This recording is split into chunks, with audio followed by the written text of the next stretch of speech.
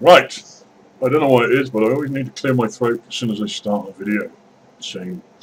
Okay, I am Max, and as in Maxia Slight, and this is 7 Days to Die. This is the next tutorial video, starting from scratch, showing you every detail.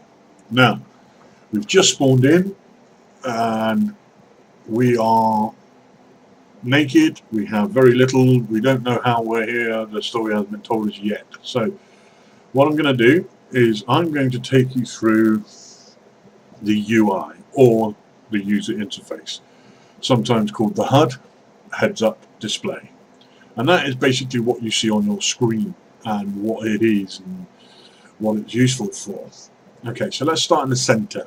At the top center, you can see the compass, which rotates as I rotate, as you can see. And it gives you a directional heading. So if I know that something is west, I can head to the west. If I think something is east, I can head to the east, south, and the north, etc. Now, there are more features in the map, which I'll explain to you right now. Again, one might as well do the map while I'm doing the compass. So, you press M, and that gives you the map.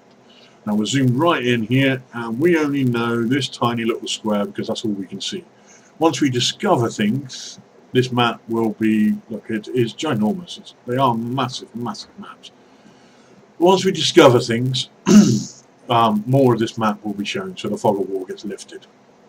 Another feature is you can add waypoints to the map. You can add a quick waypoint by right-clicking on your map. You can add a quick waypoint. Now that's a red flag. Zoom back in so you can see it. There. And if you look up on the compass again, I've just pressed escape to come out of that. If you look up on the compass again, there is the red flag right there where we clicked on it. So we know that where I clicked was a point of interest. Something I wanted to look at is over here. So we walk that way. Let's go back to the map. There, that is only a one-off. So if I put another one of those in, it will move the compass point around. So there's the top of the road, and there's the road there. See? So we can do that. However, a secondary waypoint you saw there, save waypoint. Now we want to put that there, and we're just going to put that as max. Enter. Okay. And now we have the X, or whichever one of those.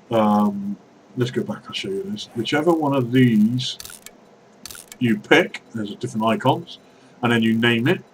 So as I picked that one, and then I named it Max. And then you click enter, and it now is a permanent fixture. That will never go away unless I delete it. So that tells me that my waypoint is over here. So let's get down there. Try not to break my leg on the way. And this is where I clicked. Okay? And as always, as I move, it's over there, so you can see the compass moving around. Okay, that's map and compass. Below the compass is the day and time. That becomes important. Nighttime, obviously, as the settings we have it, the zombies are going to run, become far more aggressive. And on day 7 at 10 o'clock at nighttime, there is a horde. So and the horde is basically no matter what you do, they know where you are. We'll cover that a bit further down the road because that's too much information right now. Okay, top right of the screen is the build number, which will probably will obviously go away when it becomes live. Below that is your current mission, the current quest. I have a quest to build a bedroll, which means I need to get 20 plant fibers to make one bedroll and then place it. That's my mission. Okay. And we move over now to the middle, back to the middle, and at the bottom is a strip of grey bars with different icons on it. Now they are my tool belt. They are what I'm carrying in my hands, and they have the quick buttons numbered. I'm going to pause this. No, I can't do that. Ah, bugger. Okay. Well, I have the quick buttons. So if I press 2, that gives me the glass jar. 3 gives me that tin of chili. 4 the bandage. 5 the torch. And 6 is the Langling box. Now, You don't have to keep those items there. You can move whatever you wish into there. I tend to have my tools down on that belt, i.e. my bow and arrow, my melee weapon, and my axe and pickaxe will be 1, 2, 3, 4. So I know without looking, I can look at the screen and not have to go down and think, right, which one's which. I can look at what I'm doing and quickly pick my tool of choice for the situation as arise. Okay, now bottom left, as it is at the moment, is your stamina. As I run, you can see, and I press sprint, you can see that going down. When that reaches 0, I won't be able to run anymore. I have to walk. Not good when zombies are chasing you. Also, swinging a melee weapon will use stamina. The less stamina you have, the less impact you will have. So once you reach 20%, I think it is, you start impacting less. And that goes for harvesting tools. So if you're hitting a tree and you're at low level of stamina, you won't do much damage, therefore you won't get much wood or much other resource depending on what. Okay, so below that blue bar is your health, which is your hit points. That goes to 0, you die. Very simple. Okay, so let's go through some of the menus very quickly. The tab button opens the menus. This is the crafting side over here. This is your inventory. Now we can move stuff by shift clicking on it into the inventory, or shift click it and it will go to the nearest available tool slot. We can also click on something and drag it and put it in the slot we want. Okay, so these are the items that I'm carrying in my backpack. These are the items that I'm ready to use on the quick numbers. So you see those ones at the bottom, they stay there even when I close. Okay, these are all the things that you can craft. These are all the items. These are the basic ones. These are housing, and this is the different tabs across the top here. Okay, so we'll go into more of these crafting ideas when we start crafting. So right at the top here is the crafting menu. This is my character menu. See, Max, as I told you in the previous video, he's going to come in naked. He doesn't have any clothes on. And over here is my statistics. Player health is level 1, sorry. Wellness, which denotes my health and stamina, is half of the maximum that it can be at the moment. You gain wellness by eating good food, getting vitamins and other bits and pieces in the game give you wellness. Dying, being stunned, eating rotten food, being cold for too long, any negative effects will give you negative wellness. And at the moment, as you see, it's set to 100 of 200, which means I have the maximum of 100 hit points. Once that's maxed out, I'd have the maximum of 200 hit points. There are some perks which can increase the maximum still further.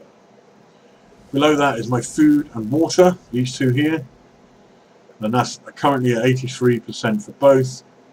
Obviously when they go, as you do things and move around just standing still, those will deteriorate. Temperature below that, my temperature is rising slowly, so this is not a good thing. Even though I'm naked, it's still rising, probably because I'm in the burnt biome.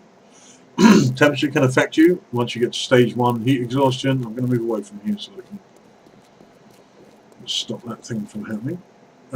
Once you get to stage 1 heat exhaustion, your stamina goes down. Stage 2, you can't run, jump or anything. Stage 3, it starts to affect your health and you can die. So heat is important to counter, and you can find ways to do that in the game. Likewise, cold is equally important because you can freeze to death. So temperature is something else, is another kind of resource, if you like, that you need to manage. The zombie kills, player kills, death all speak for themselves, and the last few there all kind of speak for themselves, how far are my items crafted. Okay, Next one is the map. We've learned that. We've shown that one. This is the skills menu. Now, this has changed quite considerably in Alpha 16. It used to be that you make 20 stone axes to bump up your skills in toolsmithing. Now, you've got to buy the perks for toolsmithing, and as you increase each levels, the quality of the tools that you are turning out will increase. So this is toolsmithing skill. It costs 3 points for the first level. When I buy the first level, I can expect crafting time -5%. The quality of the item will be 50. I'll go into that in a minute. Quality and duration is something I'll explain in another video. These obviously are about repairing. Now, when you get level 2, the quality of the item is going to be 100, and these stats improve. 3, 4, 5, 6, 7, 8, 9, and 10. So that's the skill menu. These are all the different categories of skills. And how you buy skills is you level up. The maximum level is 200, I believe, on a non-modded server or non-modded game. You level up and you get, I think, 7 points per level, something in that region. And then you come to this menu and you spend those points crafting your character in what you want them to do. There are generic skills in here that are very good for anyone, such as scavenging, Quality Joe, Fast Eddie, medicine, the health nut. These kinds of ones are good generically. But if you want to go on to the newer stuff, you want to do science, you can do electricity, traps, switches, and so on and so forth. So that is the main way in which you learn skills. Excuse me. Excuse me 1 second. Oh wait, that's not a sample for the doctor. It's a tropical juice. So, excuse me. Where was I?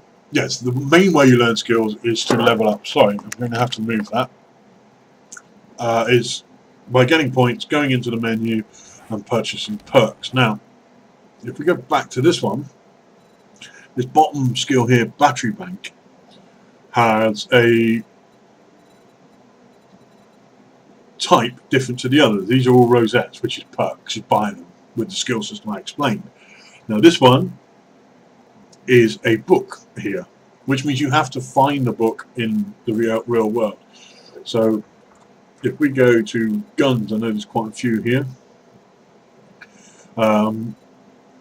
These are all perks that you buy. This one here with the man with the college, the sort of university mortar board on, is learn. You learn those as you go. Handgun. So every time you fire a handgun, you gain experience in it, and then if you gain enough experience, the handgun, it will level up. So the ones with that icon do that, and then okay, so that's not what I was expecting. It's very hard for me now because they've changed everything around. But there are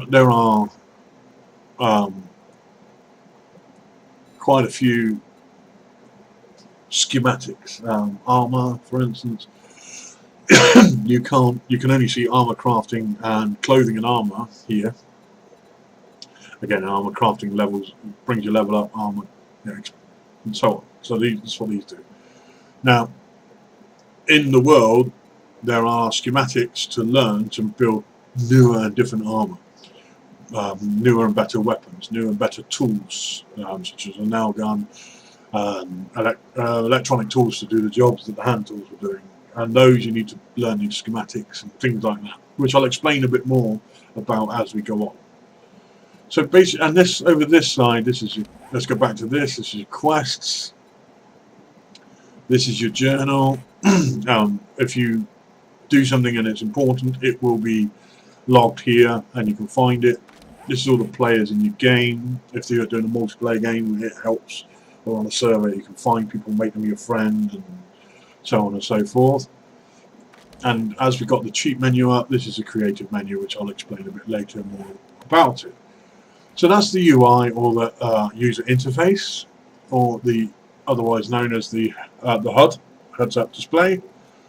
We're going to leave this one here, and come back next time to show you the basic missions and a little bit of resource gathering and a bit of craft, tiny bit of crafting.